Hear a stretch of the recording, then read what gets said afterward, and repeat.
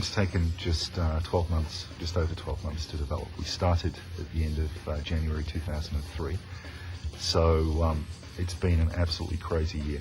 I wanted to make something which would take Transformers somewhere new. You know, you look at the toys, those are great for kids. You look at the cartoon, that's for a certain kind of demographic as well. The question with Transformers was how to take it and make it into something that would work as a PS2 game. The potential of it and the brilliance of it is astounding, really. Everybody at Melbourne House worked on this title, so 70 odd people internally, 10 different divisions. The game was split into several core areas: art, technology and design. It's gameplay first, and the story comes second. However, the story is sort of woven into the gameplay, and it loosely follows the plot of the Transformers Armada TV show. The Minicons crash on Earth a million years ago, and you need to recover them. The Autobots need to recover them in order to turn the tide in the great war that's been going on for a million years between the Decepticons and the Autobots. The gameplay is really organic. There's not just one way to play through a level or one thing to do in a level. It's not a traditional game in that sense. I think freedom is very important for modern game players. They don't want to feel like they're just running down a tunnel lined with trees. So it's something we place great value in. Our levels are particularly vast and scenic. And there's actually lots of things to explore and lots of enemies to fight, lots of things to collect in the levels. The player's always free to explore to the side, and in fact we encourage them to, because there's lots of additional minicons and datacons that they're going to find by that. Minicons are smaller robots, and they're basically smart tools. So when we were thinking about how to integrate them, we thought, well, they obviously can be used as upgrades and weapons. We invented a concept called a datacon, which is similar to a minicon. It's an information archive which is scattered across the planet. So as a player, you actually find these in the game world. So it gives you more to explore for. Once you discover these archives, you can then go to the extras menu, and you'll find tons of our production art, special renders available nowhere else of the characters. So there's a lot of stuff there that game players will enjoy seeing the game production side, but Transformers fans will go mad. We have 3 art directors, one focused on the backgrounds, one focused on the characters, and one focused on the CG, which is Kuji Kawase. He's previously worked on Final Fantasy games, and he's been working on directing the CG with our friends at Build Up in Japan. My aim for FMV is just Final Fantasy quality, like commercial. I worked at Square. I used to do the Final Fantasy FMV. Build Up can't understand English well. So I made very detailed feedback for storyboards and animatics in Japanese. Working with Build Up in Japan is something that I've really wanted to do for quite a while. Most of the models that are in the CG are originally made by Melbourne House staff. So we have Western produced game models which are going to a Japanese studio and being enhanced with a really special Japanese touch back to us, where we incorporate them into the game. I would have waited an eternity for this. In the early stages of the project, we needed assets, especially for our art team, who were producing the characters for the game. They sent us the actual toys that we could look at. And we concluded that we needed to make the whole game a lot more edgier, a lot more adult, a lot more appealing to sort of 20 to 30-year-old PlayStation 2 players. So we needed to take the brand to a new place, to somewhere that it hasn't been before, which is a cooler, sort of edgier, much more exciting form of Transformers. This is the light unit, so he's a very important character to the game. Originally the guy was called Chameleon, and we come up with a pencil sketch, and this is the very, very first production drawing. Our artists then go back and make many designs, and this is the winner we came up with. And once we say this is good, we make something a little clearer. Now you can see like lots of details. You can see his little swimming pants, and you can see the kind of gun he's holding. Once we go to the computer stage, it's interesting to note that we build him, we texture him, only then we define the colors. He's really small. We thought he'd be cute in pink. Once we have the model built, everybody has a look at them, and this guy, his butt was a little bit too big and his gun was too small, so you can see the pants, they almost turned into like a G-string here. You can't give something character which can't talk. because they don't have emotions in their faces, they can laugh or cry. But it's very important to us to show emotion, and also really the threat a certain unit poses to you. You know, light unit doesn't really run anyway, he doesn't really go too fast, he's not really too smart, so it should be an easy target. The problem is, once you encounter them in large numbers, trouble. The transform feature is something that was really quite difficult to make work as well as it does.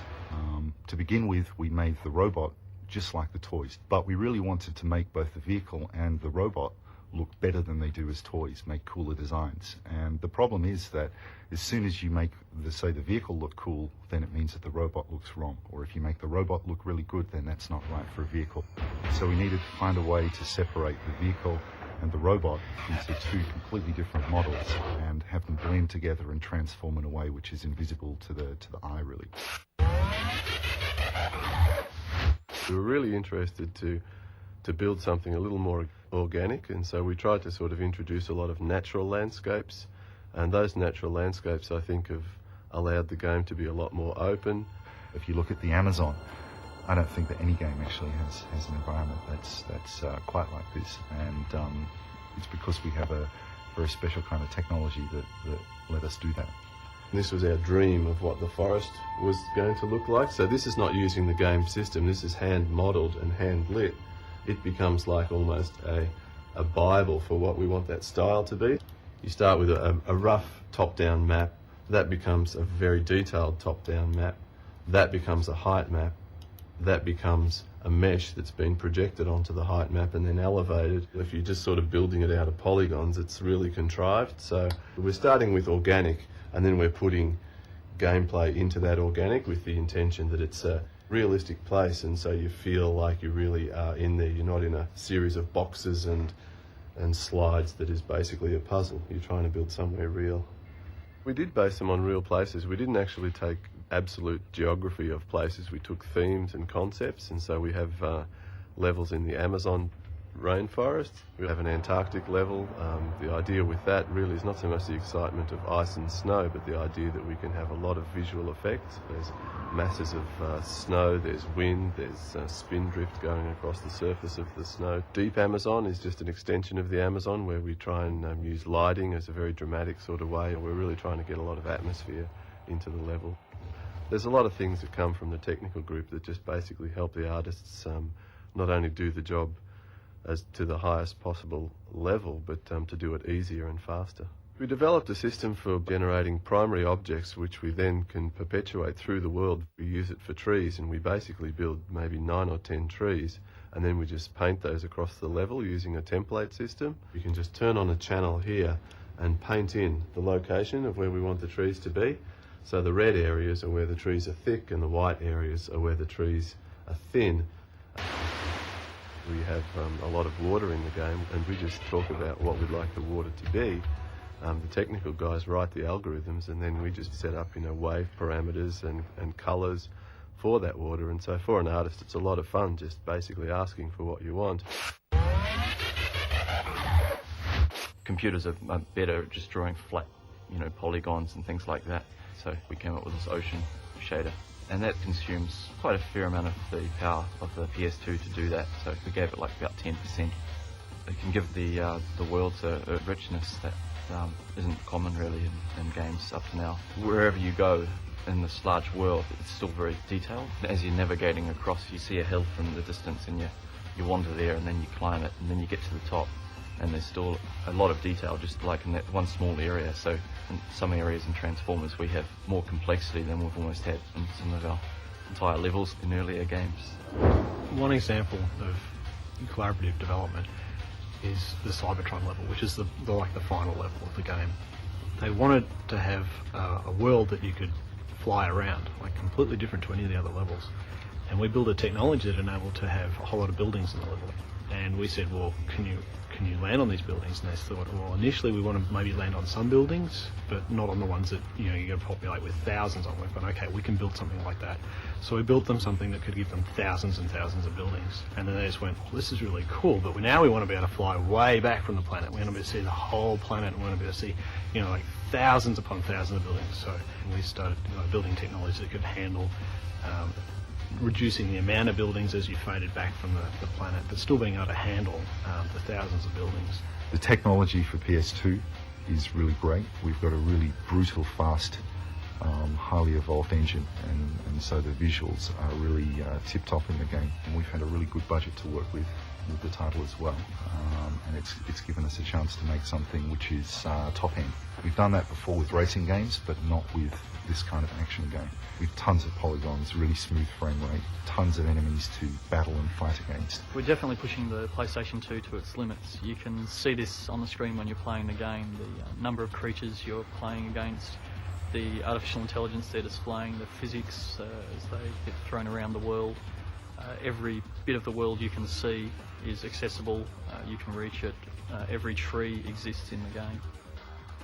We've had over 6,300 builds of the game so far. Our testing system runs every single day. We build a new build for the QA department, which we then supply to our own QA here in Australia, then also to America and Europe. It's definitely the most tested thing we've ever done. Nothing has even come close to this. The AI is great in the game. You can really play around with the enemies in these worlds. The enemies are highly intelligent in the game. If you replay a certain level, I guess they will act differently every time. They're very organic in the way they're programmed. So the level designers, I mean, they virtually just place the creatures into the world in different places. None of it's scripted. They actually just say, look, put these guys here in this part of the world, and then the AI takes over. With this game, we had to make car physics that would work on any environment. The Autobots can transform from a robot into a car on an icy tundra, or you might be within an Amazon forest, and we have to be able to drive on those things. Ragdoll physics, it's a more powerful way of simulating reactions with bodies. So as opposed to canned animation, in the past people would just hand animate reactions, say a weapon reaction with a body. Now they're using physical forces to simulate the reaction of that weapon on the body. So, you know, a punch in the head really looks like a punch in the head, or a punch in the leg really looks like a punch in the leg. You don't get the same reaction every time. The best thing about the game has to be really the synergy of gameplay, visuals and audio. The audio is great because of the interactive music and just the sheer number of sound effects and 3D sounds that we've got going off in the game. One of the problems we've had with video games in the past is to make the music work with the action on screen. In other words, you can't write it linear like a film because you don't know what's going to happen. It's all under the player's finger.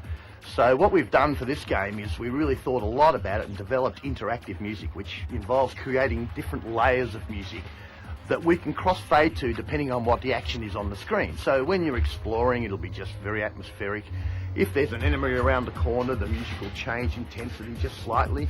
Once we get into a battle, the music will go up again, and into a really intense battle, up again. So we've basically got 4 layers of music that can continually change depending on what the player's doing and what the action is on the screen.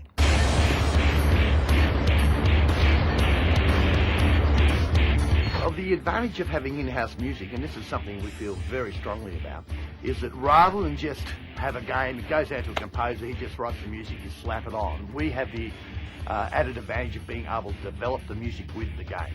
So as levels are being developed, the composer's looking at them, getting a feel for them, writing stuff, putting it into the game. So we're able to work really closely with both the director, the artist, the whole team to develop the music as a part of the game, rather than an added-on extra. This game was completely different because of the interactive music that we had. You're actually writing different layers of music that all loop and all kind of have to work with each other, and they're all controlled by the player. So I really had to work with the development team to try. This was a lot of trial and error because we'd never done it before. Putting music into it, pulling it back out, trying something else.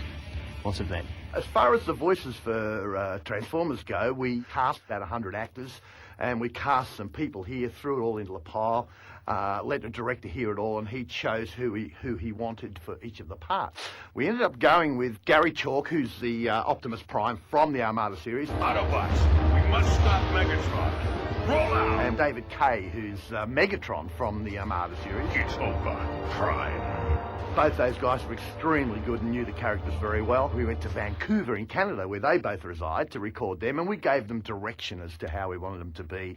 We didn't want it cartoony. We wanted it to fit with our game, but still have the recognition of the characters.